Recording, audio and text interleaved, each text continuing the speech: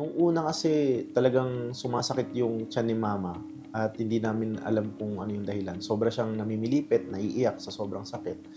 Ngayon, tinry po namin siya dalhin sa unang ospital, sa San Mateo. Ang findings sa kanya initially is UTI po. And then, parang si mama po is parang hindi siya at peace kasi nga po nag-aalala sa mga gastos, nag-aalala sa amin. Kaya ginawa po namin, dinala namin siya sa public, sa Marikina, isang public hospital po doon. And ang parehas na findings is parang UTI nga po, initial lang po. Ngayon, nag-request po yung mga doktor or yung nakatingin po, tumingin po sa kanya na mag-undergo ng mga tests, mga scans. And then, nung maandar po yun, naghanap po kami, ginagawa po yung mga lab test ni mama. May kakilala po ang tatay ko na may kaibigan po siya na nag-refer po sa isang magaling na doktor po dito sa Lourdes Hospital. Nung una, mahirap siyang matanggap kasi operahan. Parang hindi mo alam kung ano yung mangyayari after nung opera. So, kinakabahan, super aalala talaga. Kasi si mama yan, parent yan eh. As for now, she's okay, but the problem was we had to do an immediate surgery because her bowels are already obstructed. She had her last bowel movement is 3 days prior, and she had, I think, 2 days since she passed gas. Yeah, that's why we decided to do the surgery.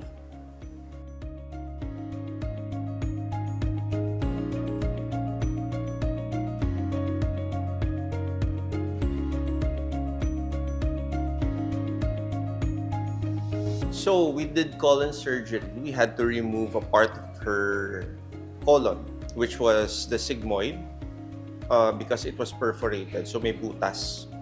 And we also had to remove a part of her small bowel since dumikit siya dun sa sigmoid.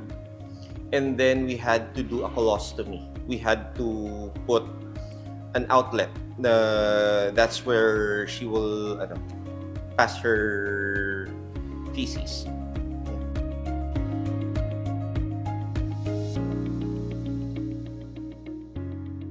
So once we get the final histopath, we'll have to refer her to oncology, and then from there we'll see if any other management would be needed. Post-surgery, we'll let her recover, and then after recovering, I think she has to do another set of tests, and we'll see. We'll wait for the biopsy. Nung nalaman po namin na tutulong sa amin ng Lourdes, talagang napakalaking bagay po. Talagang sobrang saya po namin sapagkat mababawasan po kahit papaano yung gastusin namin at saka matutulungan po kami sa paglalakad ng mga papeles. Nabawasan po yung mga pag-aalala namin. Kasi po nag-aalala na kami kay mama eh. Ngayon, dahil po sa tulong ng Lourdes Hospital, nabawasan po yung mga pag-aalala namin.